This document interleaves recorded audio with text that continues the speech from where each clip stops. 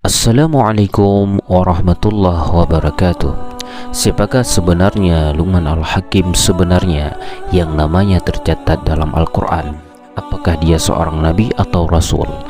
Simak video ini, jangan lupa subscribe dan juga share video ini.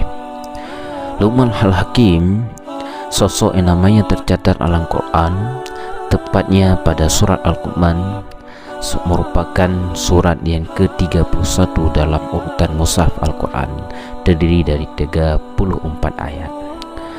Menurut beberapa riwayat, Luqman Hakim bukanlah seorang nabi atau keturunan Najah, akan tetapi namanya telah disebut sebanyak 2 kali dalam Al-Quran. Mengenai sosok Luqman Al-Hakim, para ulama berselisih pendapat dalam menafsirkannya.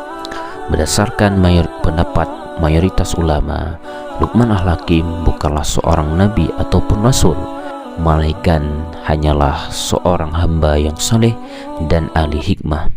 Sebab Al-Quran disebutkan bahwa Allah Subhanahu wa Ta'ala memberikan hikmah kepadanya. Hal ini pula yang membuatnya dikenal dengan nama Luqman Al-Hakim, berarti Luqman si ahli hikmah. Ibnu Katsir malah berpendapat bahwa Luqman Hakim memiliki seorang anak bernama Turan, dan juga Syauqi Abu Khalil menyebutkan bahwa Luqman Hakim ialah putra saudara perempuan Nabi Ayub alaihissalam. Meskipun dalam tafsir diterangkan berbeda-beda, Luqman Hakim tentu termasuk golongan orang yang terpuji, sebab namanya dijadikan sebagai nama surat dalam Al-Quran.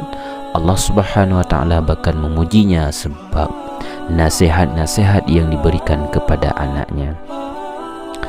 Nasihat Luqman Al-Hakim kepada anaknya yang termaktub dalam Al-Quran, termasuk diantaranya adalah nasihat menjauhi syirik, terdapat dalam surat Al-Luqman ataupun surat Luqman ayat yang ke-13. Kemudian nasihat untuk berbakti kepada kedua orang tua, termaktub dalam Quran surat Luqman ayat yang ke-14. Balasan Allah Subhanahu wa Ta'ala atas perbuatan baik dan buruk, termaktub dalam surat Al-Luqman ayat yang ke-16. Perintah mendirikan salat, mengerjakan amal ma'ruf nahi munkar, dan anjuran bersabar, termaktub dalam Quran surah Al-Luqman ayat yang ke-7. Ayat yang ke-17, nasihat menjauhi kesombongan, Luqman ataupun surat Al-Luqman ayat ke-18. Nasihat agar bersikap tawadhu, Quran surat Luqman ayat yang ke-19. Dengan demikian, Luqman Al-Hakim yang namanya tercatat dalam Al-Quran telah ditetapkan oleh Allah Subhanahu wa Ta'ala sebagai sosok ahli hikmah yang dapat memberikan teladan bagi para orang tua dalam mendidik anaknya. Wallahu a'lam bishawab. Assalamualaikum warahmatullahi wabarakatuh.